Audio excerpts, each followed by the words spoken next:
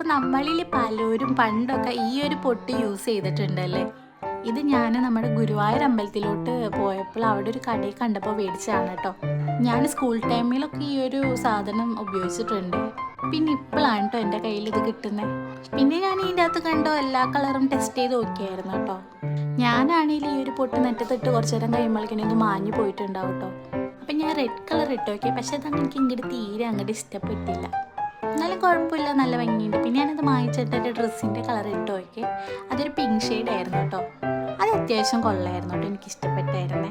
പിന്നെ ഈ കാണുന്ന റെഡ് അത് അടിപൊളിയായിരുന്നേ. അത് നമ്മുടെ ഫേസിലിട്ടപ്പോൾ തന്നെ നല്ലൊരു ഭംഗിയൊക്കെ ഉണ്ടായിരുന്നു കേട്ടോ, എനിക്ക് ഇഷ്ടപ്പെട്ടെ. അപ്പോൾ ഈ ഒരു കളർ എനിക്ക് ഓക്കെ ആയിരുന്നേ. അപ്പോൾ നിങ്ങൾ ഇങ്ങനത്തെ പൊട്ടൊക്കെ യൂസ് ചെയ്തിട്ടുണ്ടെങ്കിൽ ജസ്റ്റ് കമൻറ്റ് ചെയ്യുക. പിന്നെ എൻ്റെ ഫേസിൽ കാണുന്ന ഈ പാട് നമ്മുടെ ആദം ബേബി നഖം വെച്ച് മാന്തിയതാണ് കേട്ടോ. അപ്പോൾ ഇന്നത്തെ വീഡിയോ ഇത്രേ ഉള്ളൂ. നെക്സ്റ്റ് വീഡിയോയിൽ കാണാം. ബൈ.